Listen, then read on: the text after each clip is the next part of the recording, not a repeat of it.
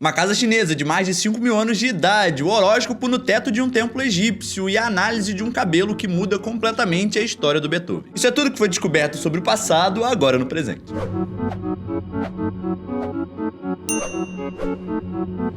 Se você é novo por aqui e nunca viu nenhum episódio disso, até porque eu parei faz 6 meses, basicamente eu passo aqui toda semana pra tentar contar tudo que foi descoberto sobre o passado naquela semana e explicar um pouquinho melhor pra vocês. A primeira notícia é que no Centro Arqueológico de Xinhuacan, lá no norte da China, a gente encontrou a fundação de 2 casas que datam de 5.500 anos atrás. Isso é um negócio muito antigo, pra vocês terem uma ideia, isso significa que era da era neolítica, ou seja, pré-história. Por mais que a gente não use esse nome hoje em dia. Essa casa, pelo que tudo indica, é relacionado diretamente à cultura Yangshao, que surgiu ali no Rio Amarelo entre 5.000 e 7.000 anos atrás. Além da fundação da casa, a gente encontrou alguns vestígios arqueológicos de uso daquela casa, algumas ferramentas, potes e assim vai. Essa descoberta é muito interessante porque ajuda a gente a entender melhor como é que era a tecnologia, a estrutura, a arquitetura desse povo nessa região. O que ajuda melhor a gente entender também a nossa evolução como seres humanos, especialmente na região da China. A próxima notícia é que uma restauração no templo de Esna, lá em Luxor, no Egito, revelou pra gente a arte de muitas coisas interessantíssimas.